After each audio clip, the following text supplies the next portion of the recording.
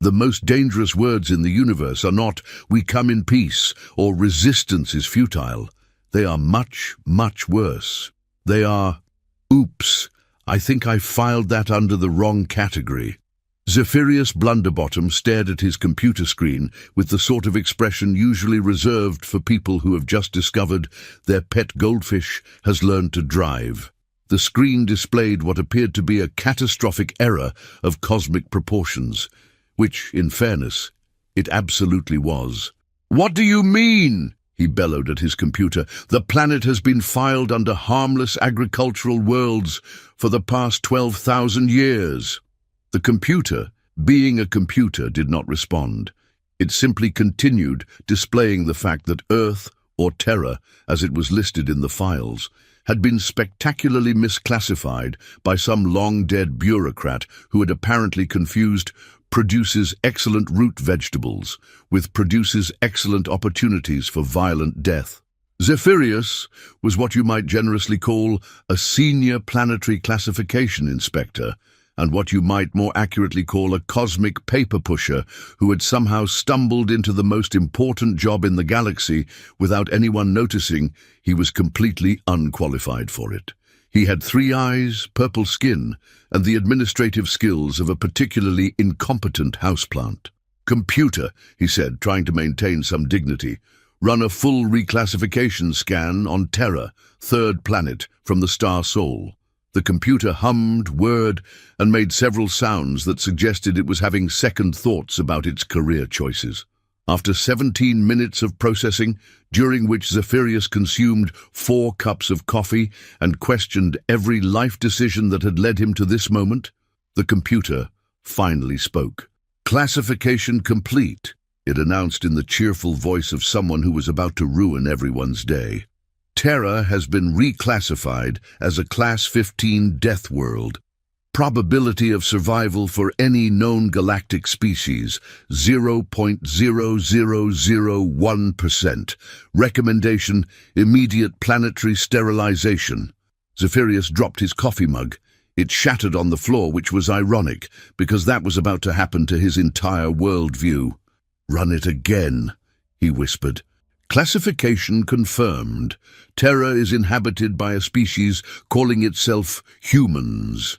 They appear to have not only survived on this nightmare planet, but have somehow managed to thrive. They consume toxins for pleasure, deliberately expose themselves to radiation for aesthetic purposes, and have developed recreational activities that involve falling from great heights while attached to elastic cords." Zephyrus felt his 3rd eye begin to twitch. "And they're alive? Not only alive, but they have domesticated several apex predators and use them as emotional support animals. They also voluntarily subject themselves to extreme temperature variations and appear to consider this refreshing." The implications crashed over Zephyrus like a wave of administrative terror. A Class 15 Deathworld with a thriving civilization meant one thing: he was going to have to file a lot of paperwork. And worse, he was going to have to actually visit the place. Within 6 standard galactic hours, Captain Griselda Facepalm received the most disturbing orders of her military career. She was a Vorthan, which meant she stood 8 feet tall, had skin like armored plating, and could bench press a small spacecraft. She was also the commander of the reconnaissance vessel Definitely Not Going to Explode, which had been given that name after the previous vessel, Probably Going to Explode, had in fact exploded. "You want me to what?" she roared at the communication screen.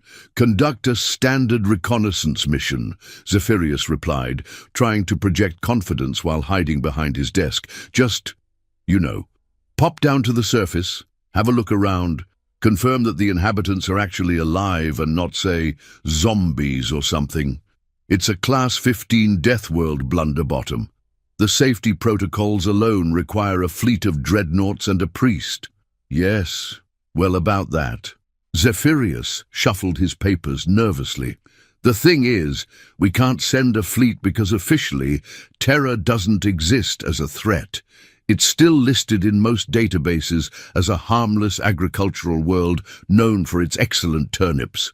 Griselda's eye began to twitch.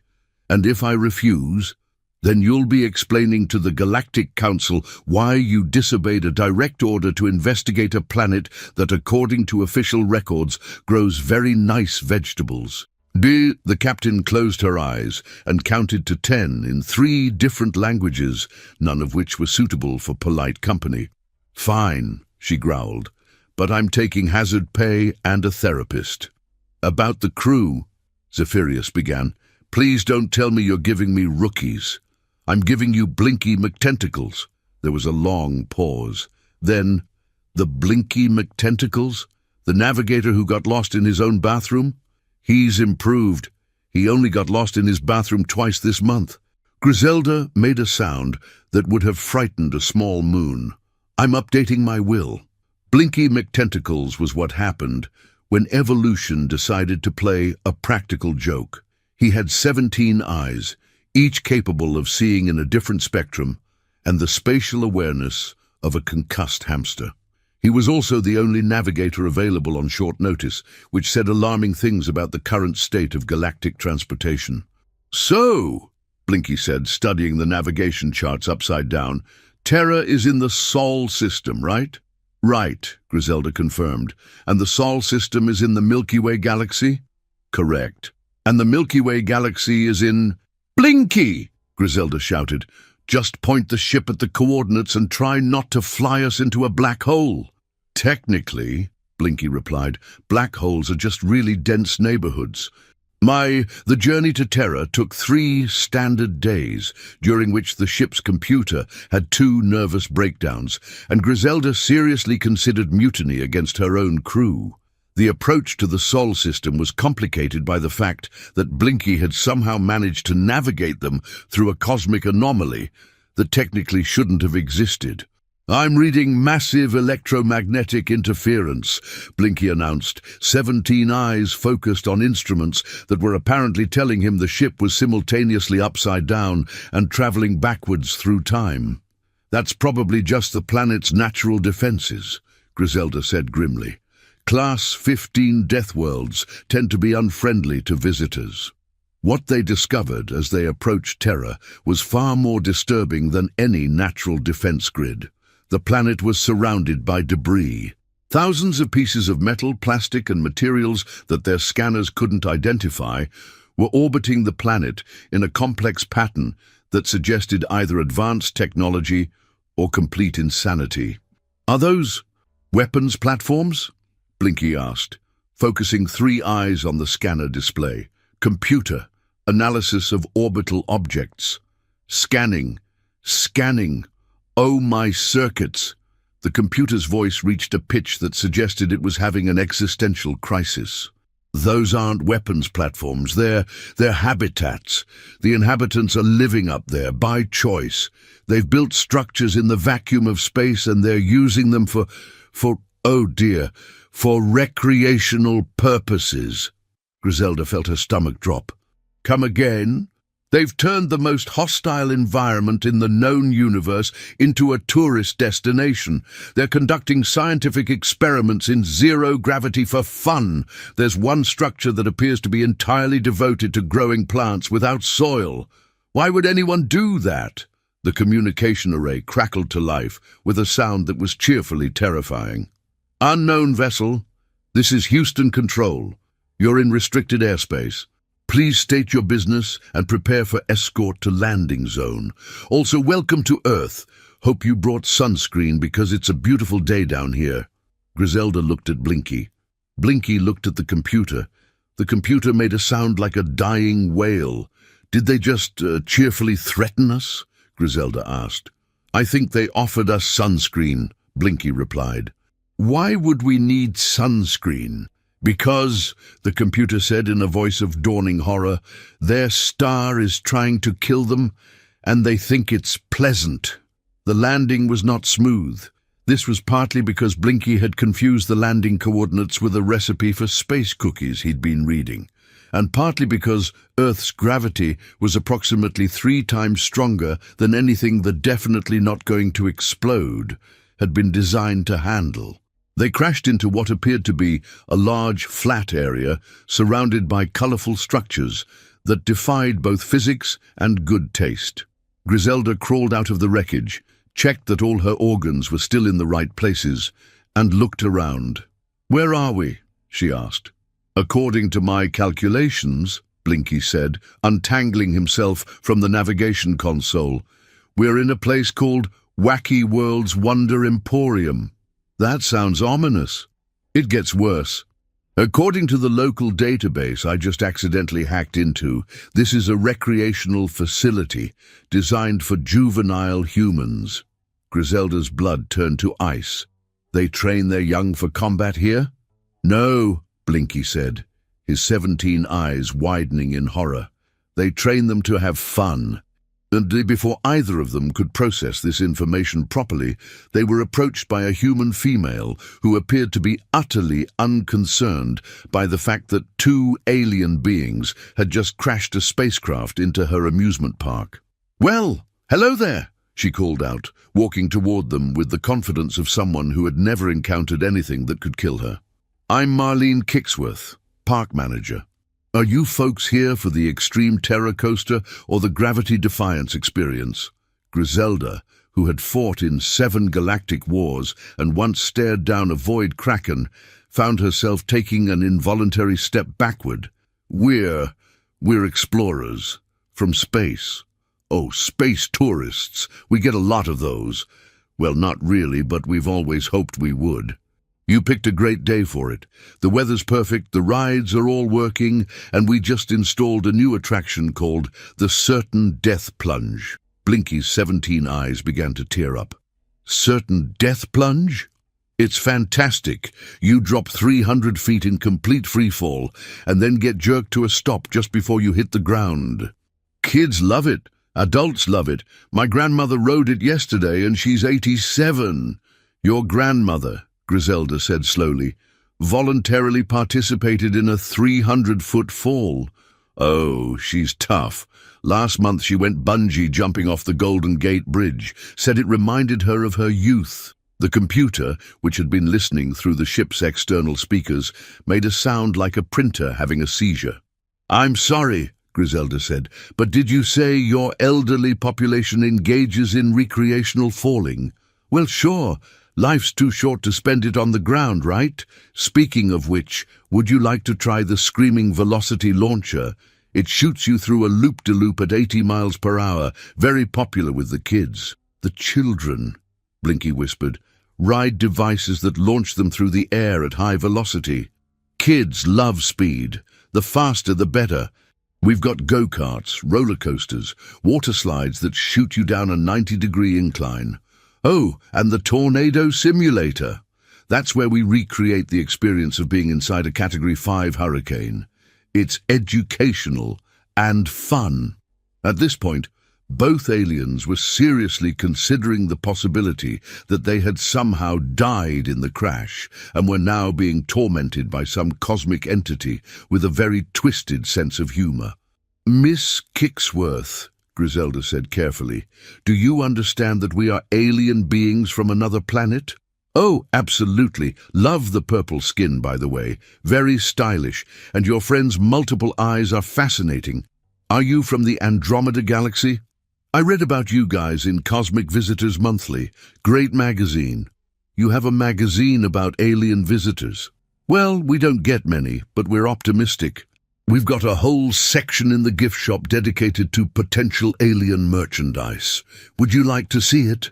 Before they could answer, a new voice interrupted the conversation. "Marlene, are these the folks who just crashed into the parking lot?" The voice belonged to a human male, wearing a white coat, covered in what appeared to be bite marks, claw marks, and several stains that defied identification.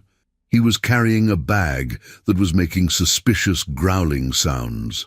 "Doctor." "Reginald Chaos," he said, extending a hand that had several bandages on it. "Local veterinarian. I handle the exotic animals." "Exotic animals?" Blinky asked nervously. "Oh, you know the usual. Bears, wolves, venomous snakes, crocodiles, sharks. The fun stuff. I was just dropping off Fluffy here for her weekly playtime with the kids." "Fluffy?" Dr. Chaos opened the bag slightly, revealing what appeared to be a set of teeth that belonged in a horror movie. "She's a sweetheart. Rescued her from a research facility that was studying predator-prey relationships. Turns out she just needed some love and attention." "That's a crocodile," Griselda said flatly. "Alligator, actually. Common mistake. Fluffy's got a much friendlier disposition than your average croc. She only bit 3 people last week, and they were all asking for it. They were asking to be bitten by an alligator. They were trying to feed her pizza. Everyone knows alligators are lactose intolerant." Blinky made a sound that was part sob, part whimper. "Your children play with apex predators?" "Well, supervised play," Dr. Chaos clarified. "We're not monsters. The kids wear protective gear and everything. Heavy gloves, bite-proof suits, helmets. It's all very safe." "Safe?" Griselda's voice cracked. "You just described equipping children with armor to play with creatures that could kill them." "Oh, Fluffy couldn't kill a child," Dr. Chaos said dismissively. "She's only 12 feet long. Now, if you want to see something really dangerous, you should meet my tiger sharks. They're in the educational petting zoo." "You have a petting zoo with sharks?" "Well, they're in tanks, obviously. We're not crazy. The kids love them. Nothing teaches respect for nature like hand-feeding a predator that could theoretically eat you." Griselda sat down heavily on a nearby bench.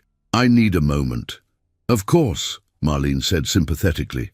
"Culture shock is perfectly normal. Would you like some refreshments? We've got hot dogs, funnel cake, and ghost peppers." "Ghost peppers? They're peppers that are so spicy they can literally cause hallucinations. Very popular with the teenagers. We serve them with ice cream to balance out the flavor." "You serve hallucination-inducing peppers to children?" "Oh, not just children. Adults love them too. There's something deeply satisfying about voluntarily consuming something that your brain interprets as poison. It's like a food-based extreme sport." Blinky had begun to rock back and forth. "Food-based extreme sport," he muttered. "They've turned eating into a dangerous activity." "Well, not all eating," Dr. Chaos said helpfully. "Just the fun kinds. We've also got Carolina Reapers, scorpion peppers, and something called the Devil's Nostril that we imported from Mexico. That one actually requires a waiver." "A waiver?" "Legal document. You have to promise not to sue us if you end up in the hospital." "Very standard stuff." Griselda looked at Blinky. Blinky looked at Griselda. Both of them looked at the humans, who were regarding them with the sort of friendly interest usually reserved for mildly entertaining zoo animals. "I think," Griselda said slowly, "we need to call headquarters." The communication with headquarters did not go well. Zephyrus had spent the morning trying to explain to his supervisor why he needed to reclassify a planet that had been safely filed under harmless agricultural worlds for 12 millennia. His supervisor, a bureaucrat named Cornelius Rubberstamp, had the administrative flexibility of a particularly rigid oak tree. "You want to do what to the Terra file?" Cornelius demanded. "Reclassify it as a Class 15 Deathworld," Zephyrus repeated for the 7th time. "Based on what evidence?" "Based on the fact that it's inhabited by creatures that voluntarily consume toxins, deliberately expose themselves to radiation, and have turned falling from great heights into a recreational activity." "That's ridiculous. The file clearly states that Terra produces excellent root vegetables." "The file is wrong, Cornelius. It's been wrong for 12,000 years. "Files don't lie, Zephyrus. They're files. They're made of data. Data can be incorrect." "Are you suggesting that the galactic classification system is fallible?" Zephyrus felt his third eye begin to twitch again. "I'm suggesting that someone somewhere made a mistake. The galactic classification system doesn't make mistakes. It makes classifications. That's why it's called the galactic classification system." Before Zephyrus could respond, his communication array crackled to life with an emergency transmission from the surface of Terra. "Headquarters, this is Captain Facepalm. We have a situation." What kind of situation? Zephyrus asked, though he suspected he didn't want to know. The locals have invited us to participate in something called a barbecue. Apparently, this involves cooking meat over an open flame, while consuming fermented beverages and engaging in competitive projectile throwing. That sounds relatively normal. They're using fire, Zephyrus, controlled fire, for fun.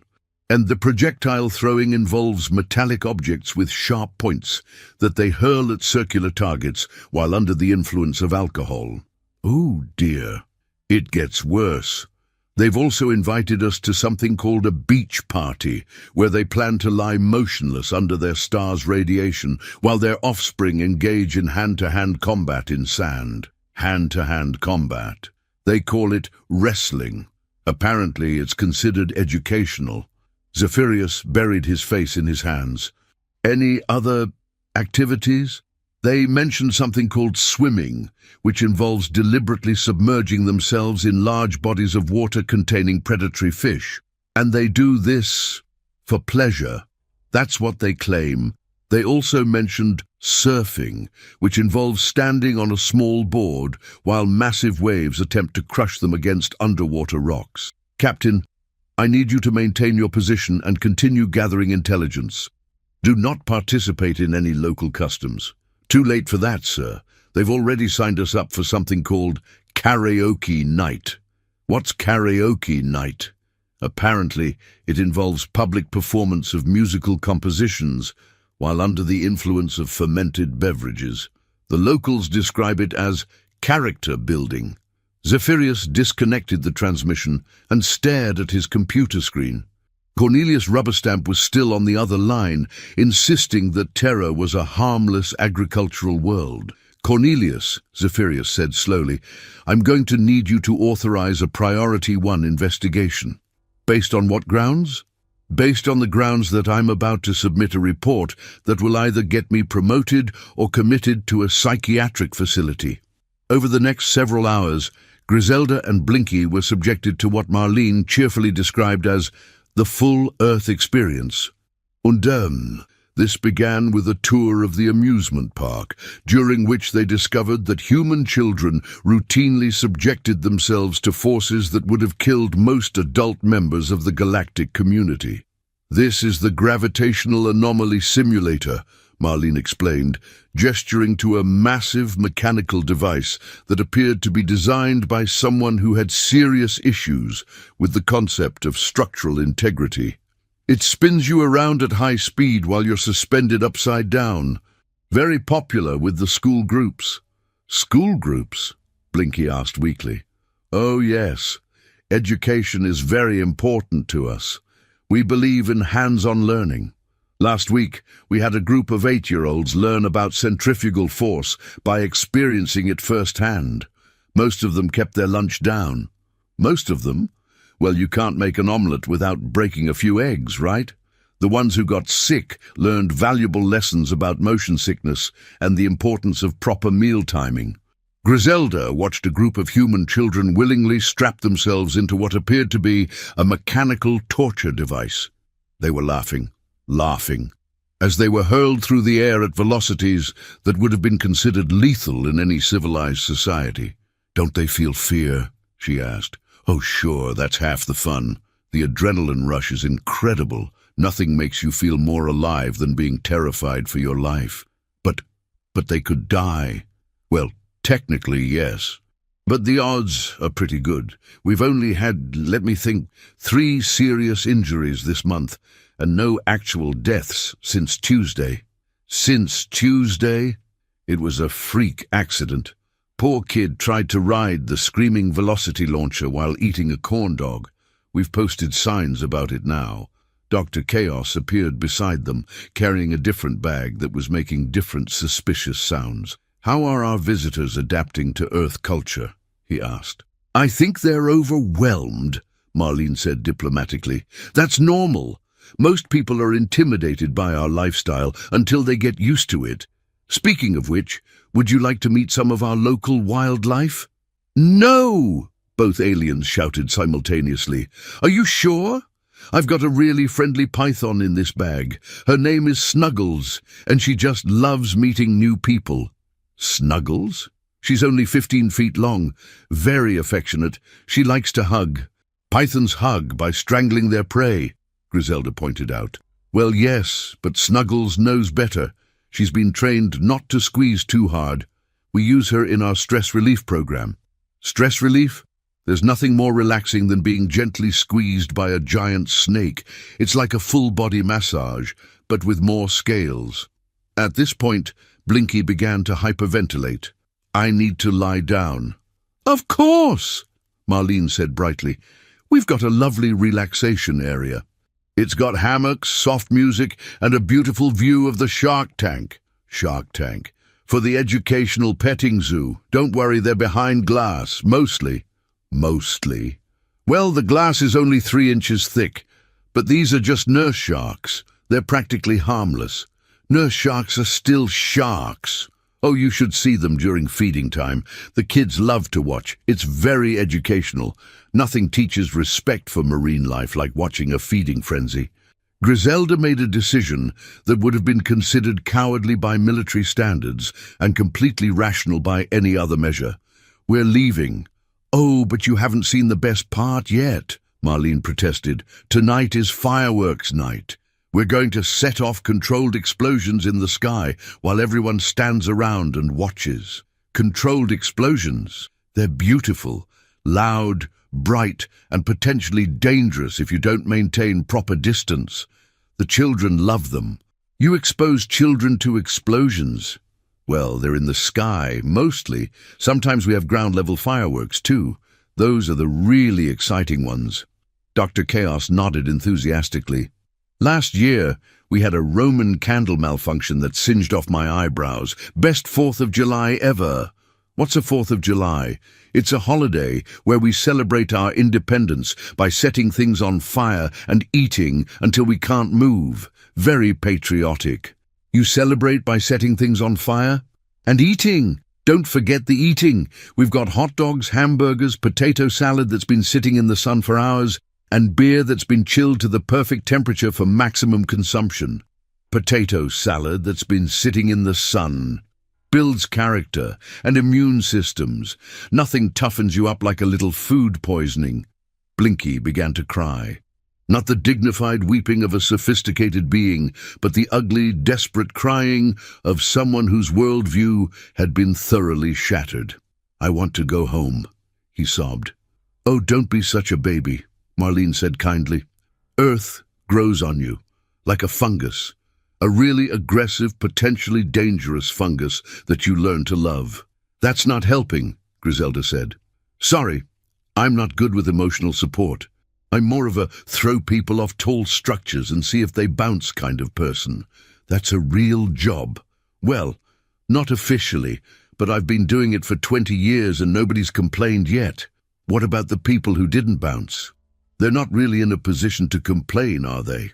The communication array in the crashed ship crackled to life again.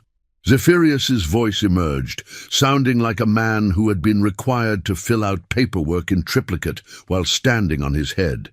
"Captain Facepalm, please report your current status." "We're alive," Griselda replied. "Traumatized, but alive." "Have you been able to confirm the planetary classification?" "Oh, we've confirmed it all right. This place is a Class 15 Deathworld that somehow got misclassified as a harmless agricultural planet. The inhabitants are completely insane."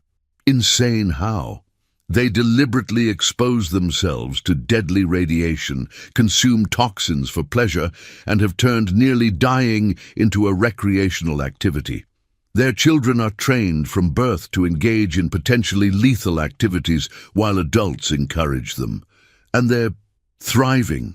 They're not just thriving, they're happy about it. They think their lifestyle is normal." There was a long pause. Then, "Captain, I need you to gather more intelligence. The Galactic Council is demanding a full report." "What kind of intelligence?" "Everything, their technology, their military capabilities, their social structure, their everything." "Their military capabilities?"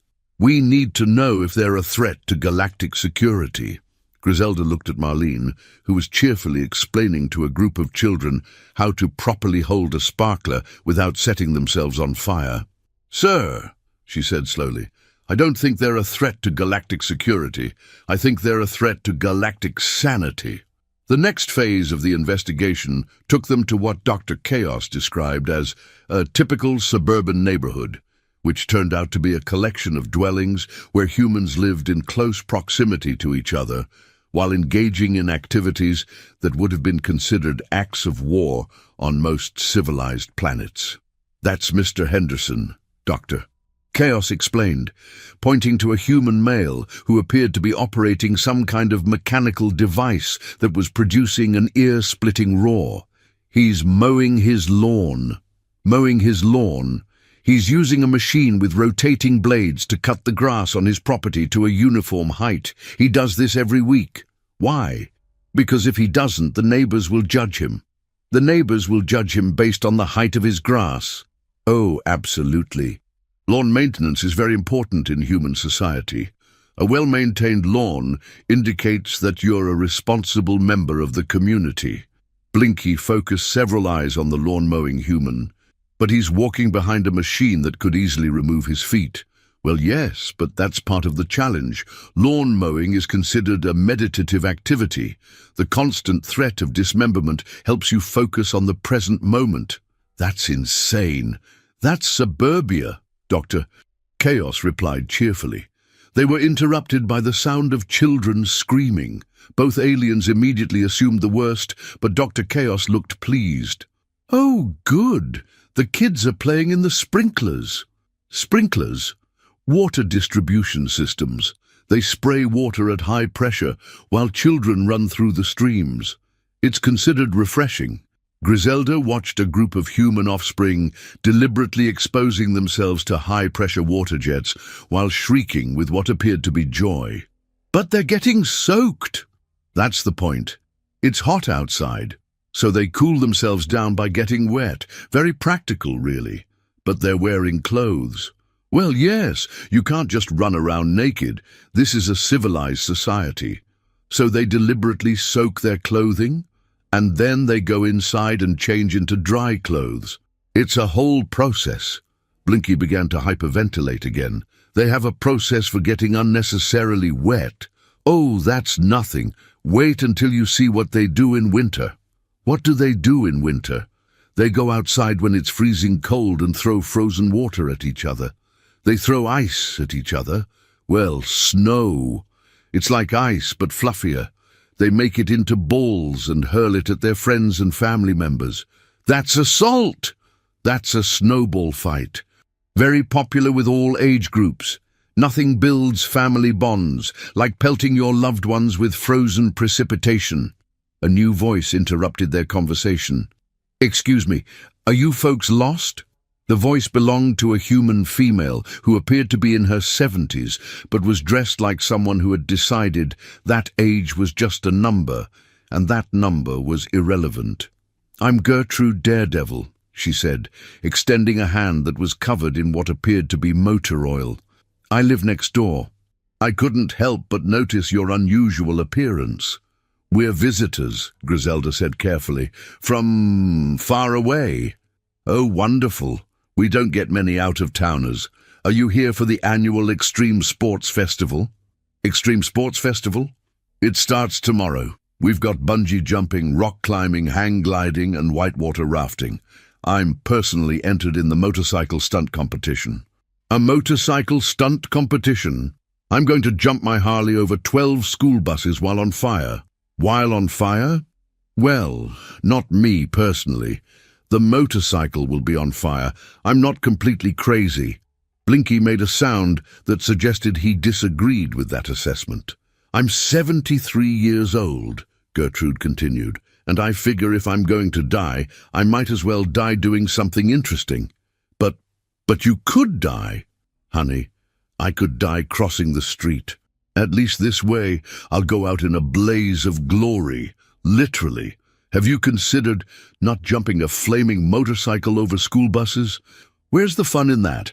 I've been riding motorcycles since I was 16. I've survived 2 divorces, 3 heart attacks, and an encounter with a grizzly bear. A little fire isn't going to scare me. You had an encounter with a grizzly bear? Oh, that's a great story. I was camping in Yellowstone when this big fella wandered into my campsite. Most people would have run away, but I figured he was just hungry, so I shared my sandwich with him. You shared your sandwich with a grizzly bear. Turkey and Swiss on rye. He loved it. We ended up spending the whole afternoon together. I named him Fred. You named a wild grizzly bear? Well, I had to call him something. He was very polite, much better mannered than my second husband. Dr. Chaos nodded approvingly. Gertrude's got a real talent for dangerous wildlife. She's also friends with a family of rattlesnakes. Rattlesnakes? They live under her porch. She feeds them mice and they keep the other pests away. Very practical arrangement. She has a symbiotic relationship with venomous snakes. They're not venomous. They're poisonous, Gertrude corrected, and they're sweethearts once you get to know them. The key is respect. You respect them, they respect you, and everybody gets along. But they could kill you. So could a lot of things. Cars, heart disease, bad seafood, my nephew's cooking. You can't live your life in fear of everything that might hurt you. Griselda felt her sanity slipping away like water through her fingers. So you just accept that everything around you is potentially lethal? Well, not everything. My cat is pretty harmless, although she did once bring me a live bat as a present. That was exciting. A live bat. Rabies vector. Had to get shots. But it was sweet of her to think of me. At this point, Blinky began to rock back and forth, while muttering something that sounded like a prayer in his native language. "Is your friend all right?" Gertrude asked. "He's having a cultural adjustment period," Griselda explained. "Oh, I understand. Culture shock can be rough. When I first moved here from Nebraska, I thought everyone was completely insane. Now I realize they were just getting started." "Getting started?" "Oh, honey, you haven't seen anything yet. Wait until you meet my grandson. He's a professional alligator wrestler." "Professional alligator wrestler? Makes a good living at it too. He's got his own television show. Wrestling with Rascal Randy. Very popular with the younger demographic." Dr. Chaos checked his watch, which was apparently waterproof, shockproof, and designed to survive direct contact with large predators. "Speaking of which, we should probably head over to the school. The kids will be starting their outdoor education program soon." "What's outdoor education?" Griselda asked, though she suspected she didn't want to know. "Wilderness survival training. We drop them off in the forest with minimal supplies and see how long they can survive." "You abandon children in the wilderness?" "Well, not abandon. We check on them every few hours, and they've got emergency beacons in case they encounter anything really dangerous." What constitutes really dangerous in your assessment?" "Oh, you know, mountain lions, bears, venomous snakes, flash floods, forest fires, unexpected blizzards, the usual outdoor hazards. And this is considered education. Best education there is. Nothing teaches resourcefulness like being cold, hungry, and potentially eaten by wildlife." Gertrude nodded enthusiastically. "I did wilderness survival training when I was 12. Spent 3 days in the mountains with nothing but a pocket knife and a can of beans. Best vacation I ever had." "You consider that a vacation?" "Beats sitting around watching television, although television has gotten much more exciting since they started that new show about people voluntarily jumping out of airplanes." "People jump out of airplanes?" "Well, with parachutes, usually. Sometimes the parachutes don't work, but that's part of the excitement." Blinky stopped rocking and looked up with 17 eyes full of despair. "Do any of your recreational activities not involve the possibility of death?" "Well," Gertrude said thoughtfully, "there's chess." "Chess? Strategic board game. Very cerebral. Although competitive chess can get pretty intense, I've seen people have heart attacks over a bad move." "Heart attacks?" "The pressure can be enormous, especially in championship matches. Nothing like the threat of public humiliation to get your adrenaline pumping." Dr. Chaos looked at his other watch, which appeared to be designed for underwater use and possibly radiation monitoring. "We should get going. The school demonstration starts in 20 minutes, and you don't want to miss the rock climbing exhibition. Rock climbing exhibition? The 10-year-olds are going to demonstrate proper climbing technique on the gymnasium wall. It's 30 feet high, and they climb without safety equipment. Without safety equipment! Well, there's a mat at the bottom, a very thin mat. But that's part of the learning experience. If you know you might fall, you're more careful about your grip. But children's grip strength is inherently unreliable. That's why it builds character. Nothing teaches you to be careful like the knowledge that a mistake could result in broken bones. The school turned out to be a collection of buildings that had apparently been designed by someone who believed that education should prepare children for a life of constant danger. The playground equipment looked like it had been borrowed from a military obstacle course, and the children using it appeared to be having the time of their lives. "That's our new jungle gym," explained the teacher, a woman named Ms. Petunia Mayhem, who had the cheerful demeanor of someone who had spent years watching children voluntarily throw themselves off tall structures. "It's designed to improve coordination, strength, and risk assessment skills." Risk assessment skills? If you can't figure out whether a particular activity might kill you, you probably shouldn't be doing it. We find that children are naturally good at this kind of calculation. Griselda watched a group of 8-year-olds navigate what appeared to be a 3-dimensional maze suspended 20 feet above the ground. They were laughing and shouting encouragement to each other as they swung from rope to rope. What happens if they fall? They learn a valuable lesson about the consequences of poor decision-making. But they could be seriously injured. Well, yes, but they could also be seriously injured crossing the street, riding in a car, or eating shellfish. We can't protect them from everything, so we teach them to protect themselves by exposing them to danger, by teaching them to evaluate and manage risk. A child who has never faced danger is a child who doesn't know how to handle it when it inevitably appears. One of the children, a girl who couldn't have been more than 7 years old, was attempting to cross a rope bridge that swayed alarmingly in the wind. "Shouldn't someone help her?" Blinky asked. "Why? She's doing fine. Look at how carefully she's testing each step. She's learning to trust her own judgment. But what if she falls? Then she'll learn something important about rope bridges." As if summoned by their conversation, the little girl lost her footing and plummeted toward the ground. Both aliens screamed. The girl, however, caught herself on a safety rope that had been cunningly concealed among the regular ropes. "See?" Ms. Mayhem said proudly. "Problem-solving under pressure." She figured out where the safety line was and used it appropriately. There was a safety line. Of course there was a safety line. We're not monsters. We want them to learn courage, not stupidity. But she fell. No, she almost fell. There's a big difference. Almost falling teaches you to be careful. Actually, falling teaches you to be more careful next time. What if there isn't a next time? Then they weren't paying attention, were they?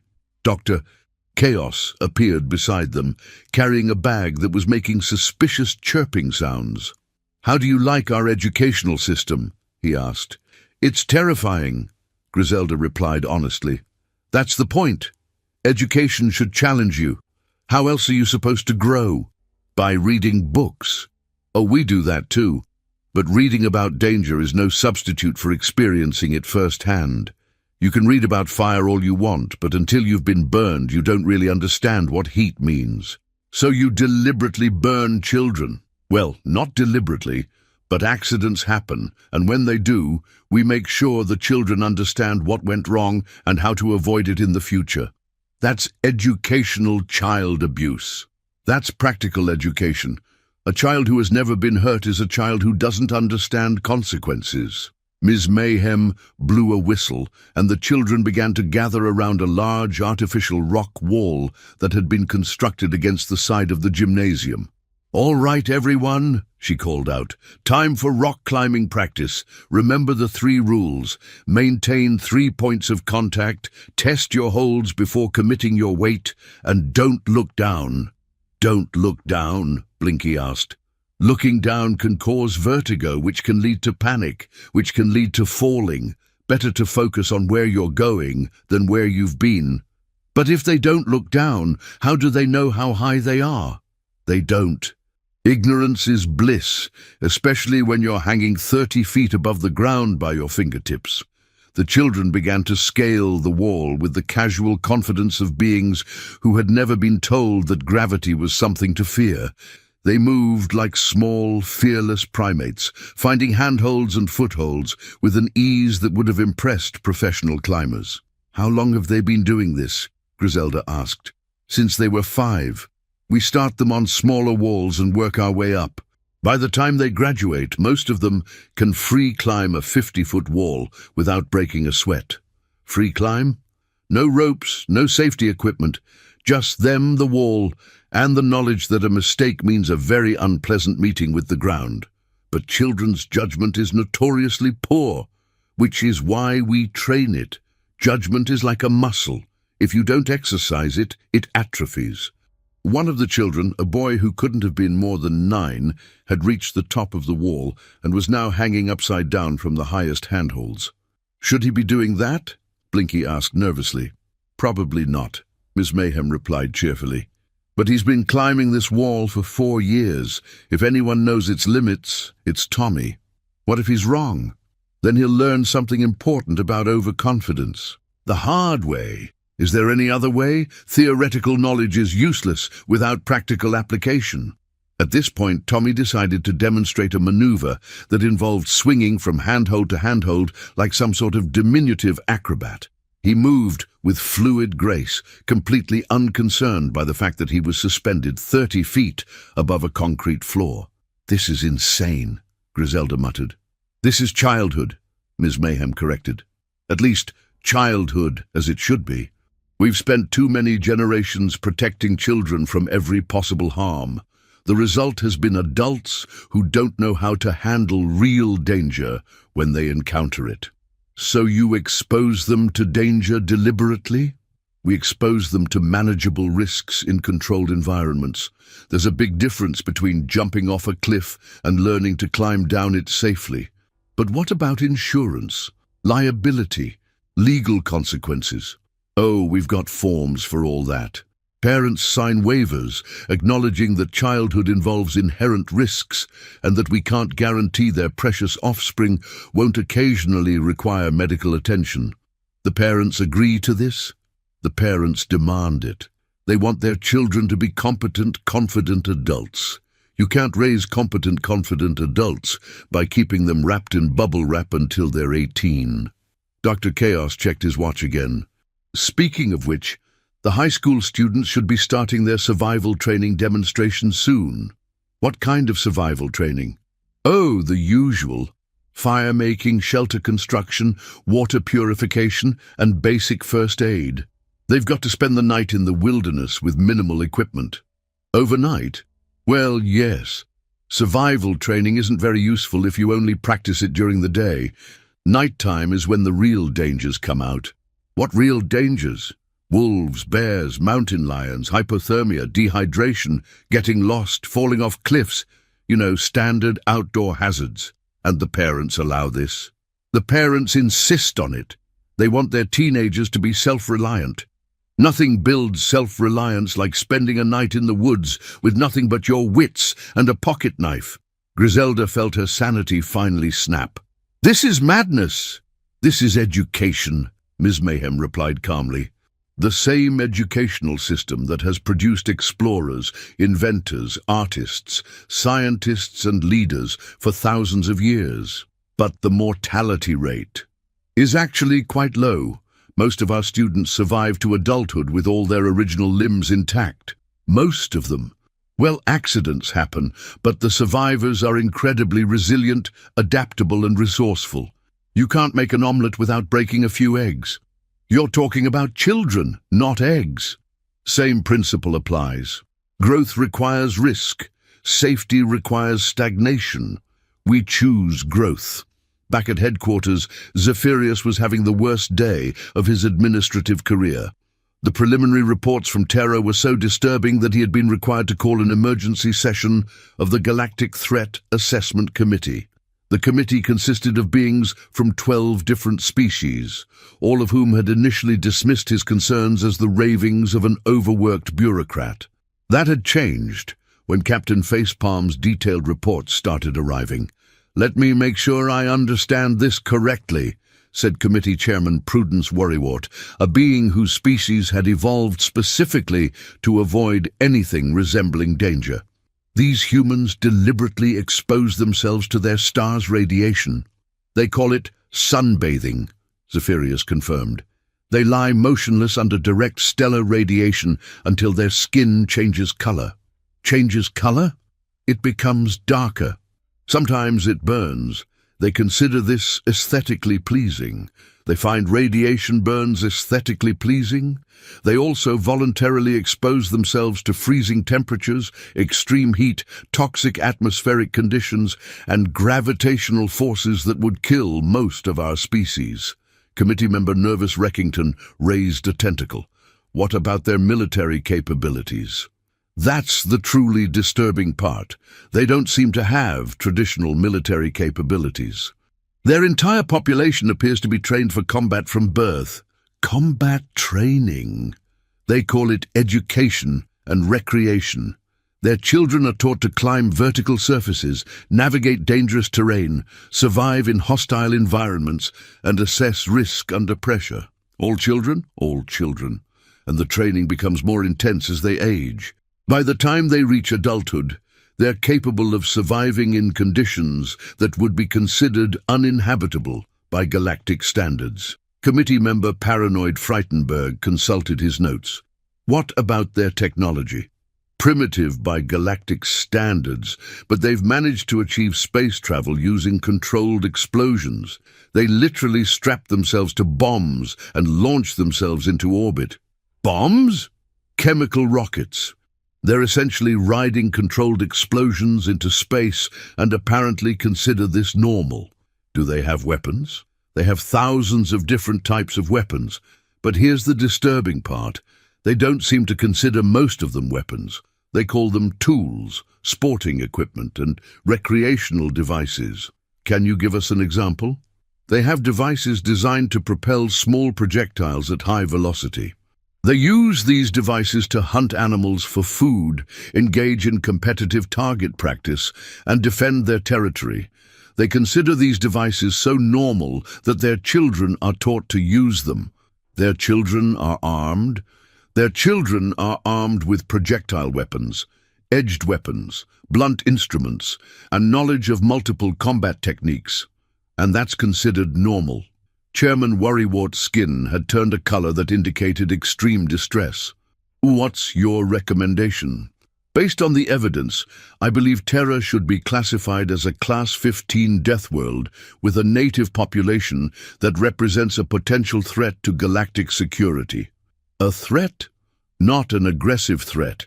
They don't seem interested in conquest or expansion, but they're so adapted to dangerous conditions that they might inadvertently cause chaos if they ever leave their planet." "Oh, how?" "Imagine a being that considers radiation exposure recreational, attempting to vacation on a civilized world. Imagine someone who thinks controlled explosions are an acceptable form of transportation, trying to travel through normal space. Imagine a species that feeds toxins to its children as a form of entertainment, being invited to a diplomatic dinner." The committee members looked at each other with expressions of growing horror. "You're suggesting we quarantine them?" "I'm suggesting we declare Terra off-limits to all galactic traffic and hope they stay where they are." "What if they don't stay where they are?" "Then we're all in serious trouble." Back on Terra, Griselda and Blinky were being subjected to what Dr. Chaos described as a typical evening of human entertainment. This involved gathering in a large open area while explosives were detonated overhead for aesthetic purposes. "Aren't you concerned about debris?"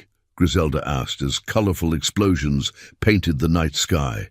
"Oh, the fireworks are designed to burn up completely before they hit the ground," Marlene explained. Mostly. Well, sometimes little bits come down, but that's part of the excitement. Dodging falling sparks builds reflexes. A particularly large explosion illuminated the area, revealing hundreds of humans sitting on blankets and lawn chairs, watching the show with obvious enjoyment. "Don't they realize they're watching controlled explosions?" Blinky asked. "Of course they do. That's what makes it fun. There's something deeply satisfying about watching things explode in pretty colors. But explosions are inherently dangerous." "Well, yes, but these are pretty explosions, and they're far enough away that they probably won't hurt anyone." "Probably? The odds are very good. We've only had a few incidents over the years." "What kind of incidents?" "Oh, the usual. Misfired rockets, premature explosions, accidental fires, nothing too serious." "You consider accidental fires nothing too serious?" "Well, the fire department is standing by, and most of the grass grows back eventually." Dr. Chaos appeared beside them, carrying a bag that was glowing softly. "How are you enjoying the show?" he asked. "It's terrifying," Griselda replied honestly. "That's the point. Good fireworks should make you feel alive. Nothing says celebration like controlled chaos in the sky." "What's in the bag?" "Sparklers.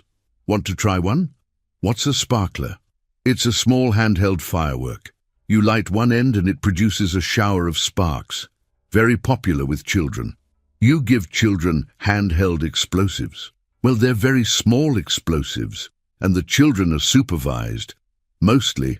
Before either alien could object, Dr. Chaos had produced several sparklers and was attempting to light them with a device that appeared to be specifically designed for creating flames. "Here, hold this," he said, handing a sparkler to Blinky. "I don't want to hold an explosive device." "It's not explosive, it's just incendiary. There's a difference." "Incendiary?" "Don't worry, it only burns for about 30 seconds. Just hold it away from your body and enjoy the pretty sparks." "Nate!" The sparkler ignited with a shower of golden sparks that would have been beautiful if Blinky hadn't been convinced he was about to die. He held the device at arm's length while making sounds that suggested he was praying to several different deities simultaneously. "Isn't it lovely?" Marlene asked. "It's on fire." "Well, yes, that's what sparklers do. They burn magnesium to produce sparks. Very simple chemistry." "You're using magnesium for entertainment?" "Oh, magnesium burns beautifully. Very bright, very hot, makes wonderful sparks. Hot enough to cause severe burns. Well, yes, if you touch it. But you're not going to touch it, are you? That would be silly." Griselda watched her navigator wave a flaming metal stick around while whimpering in terror. "This is how humans entertain themselves." "This is how humans celebrate," Dr. Chaos corrected. "Entertainment is different. Entertainment involves things like roller coasters, haunted houses, and competitive eating." "Competitive eating?" "Contests to see who can consume the most food in a given time period. Very popular. We've got hot dog eating contests, pie eating contests, and chili pepper eating contests. People compete to see who can eat the most chili peppers. Ghost peppers, usually. The winner is whoever can eat the most without requiring medical attention." "Medical attention?" "Well, ghost peppers are quite spicy. They can cause temporary blindness, difficulty breathing, and intense gastrointestinal distress, but that's part of the challenge. You compete to see who can poison themselves most effectively. That's a rather negative way to look at it. We prefer to think of it as testing the limits of human endurance, by consuming toxins, by pushing boundaries. How do you know what you're capable of if you never test yourself?" The fireworks show reached its climax with a series of explosions that were so loud they set off car alarms throughout the neighborhood. The humans cheered and applauded as if they had just witnessed something wonderful, instead of a demonstration of humanity's casual relationship with controlled destruction. "That was amazing!" shouted a nearby child who couldn't have been more than 6 years old. "Did you see the big ones?" asked another child. "They were huge." "I want to do that when I grow up," declared a third child. "Do what?" Griselda asked. "Make fireworks. I want to blow things up for a living." "That's a career path?" "Oh, absolutely. Dr. Chaos confirmed. Pyrotechnics is a skilled trade, very specialized knowledge required. You have to understand chemistry, physics, and safety protocols. Safety protocols? Well, you can't just blow things up randomly. There are rules, permits, inspections, insurance requirements. It's all very professional. You have professional explosion experts? We have professional everything. Professional race car drivers, professional stunt performers, professional extreme sports athletes. If it's dangerous and exciting, someone has figured out how to make a living doing it. But why would anyone want to make a living doing dangerous things? Because dangerous things are exciting, and excitement makes life worth living. Blinky's sparkler finally burned out, leaving him staring at a small stick of metal with the expression of someone who had just survived their own execution. "See?" Marlene said cheerfully. "That wasn't so bad, was it? I thought I was going to die. But you didn't. And now you've had a genuine human experience. You've participated in one of our cultural traditions. Cultural traditions that involve fire. Oh, we've got lots of those. Candles on birthday cakes, campfires, bonfire parties, torches at sporting events. Fire is very important to human culture. Why? Because fire is useful. It provides heat, light, and the ability to cook food. It also looks pretty and makes satisfying crackling sounds. But it's dangerous. That's what makes it interesting. Anything that's completely safe is boring. The crowd began to disperse, families gathering their blankets and lawn chairs, while children ran around with the residual energy of beings who had just been exposed to loud noises and bright lights. "Well," Dr. Chaos said, checking his watch, "that concludes tonight's entertainment. Tomorrow we're planning a trip to the local theme park. Would you like to join us?" "What's a theme park?" "It's like an amusement park, but bigger and more elaborate. They've got roller coasters that go upside down, water rides that simulate drowning, and haunted houses designed to terrify people for fun." "People pay to be terrified?" "Oh, absolutely. Fear is a very popular form of entertainment.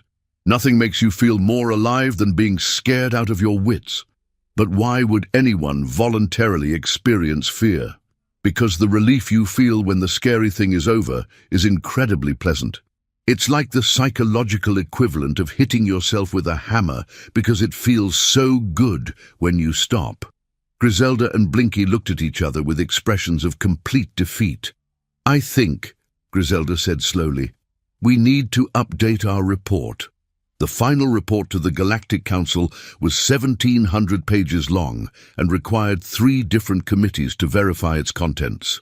It contained detailed documentation of human recreational activities, educational practices, dietary habits, and cultural traditions. It also contained the recommendation that Terra be immediately reclassified and placed under permanent observation. The Council's response was swift and decisive. "What do you mean they keep venomous snakes as pets?" screamed Council President Agitated Nerveston. "According to our field observations," Zephyrus replied, "many humans maintain symbiotic relationships with creatures that could easily kill them. They call these creatures pets and treat them as family members. But why? They claim it builds character and teaches responsibility." Character? The ability to remain calm under pressure. Apparently, caring for a creature that could kill you if you make a mistake is considered excellent training for adult responsibilities. And their children participate in this? Their children are encouraged to interact with dangerous animals from an early age. They believe it teaches empathy and respect for nature. They teach empathy by exposing children to predators. They teach empathy by teaching children to understand and respect the needs of other living beings, even dangerous ones. Council member Bewildered Panicson raised a trembling appendage. "What about their educational system?" "Their educational system is designed to prepare children for a life of constant danger by exposing them to graduated risks in controlled environments." Graduated risks? They start with small dangers and work their way up to larger ones. By the time children reach adulthood, they're capable of handling situations that would terrorize experienced warriors from other species. This is their idea of child rearing. This is their idea of producing competent adults. They believe that children who are never exposed to danger will be unable to handle it when they inevitably encounter it. And this system works remarkably well. Their adult population demonstrates exceptional resilience, adaptability, and problem-solving skills under pressure. Council President Nerveston consulted his notes with shaking appendages. What's your final recommendation? Terra should be reclassified as a Class S world. Class S? Class suicidal. A planet where the native population has developed recreational activities that would be considered military training exercises by galactic standards. And the inhabitants should be left alone. They're not aggressive, but they're so adapted to dangerous conditions that contact with them could be hazardous to the mental health of other species. Mental health?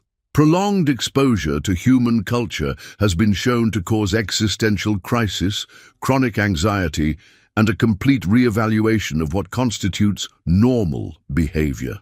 The Council voted unanimously to accept the recommendation. Terra was reclassified as a Class S world with a notation that contact should be limited to emergency situations only. The observation post was established on the Moon, staffed by volunteers who were required to undergo extensive psychological evaluation before assignment. It was officially designated as a research facility, but everyone knew it was really a psychiatric treatment center for beings who had spent too much time trying to understand human behavior. Captain Facepalm was awarded a medal for bravery in the face of incomprehensible cultural practices. Navigator McTentacles was given extended medical leave and a prescription for anxiety medication. Inspector Blunderbottom was promoted to Senior Director of Hazardous World Classification and given a very large office with several escape routes. And somewhere on a small blue planet in the Sol system, Marlene Kicksworth was explaining to a group of visiting dignitaries why humans considered jumping out of perfectly functional aircraft to be a reasonable recreational activity. The key, she was saying, is to remember that the ground is only dangerous if you hit it too hard. That's why we have parachutes. But what if the parachute doesn't work? Asked one of the dignitaries. Then you deploy your backup chute. What if that doesn't work either? Then you learn a very important lesson about equipment maintenance. Madidi, in the observation post on Luna, a technician monitoring the conversation turned to his colleague and said, "I think we're going to need more psychiatrists."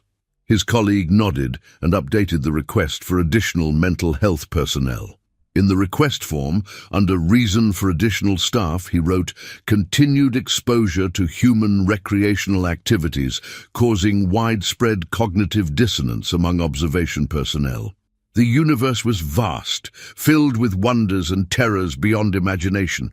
But nowhere in all the cosmos was there anything quite as terrifying as a species that had looked at a planet designed to kill everything on it and decided to turn survival into a spectator sport.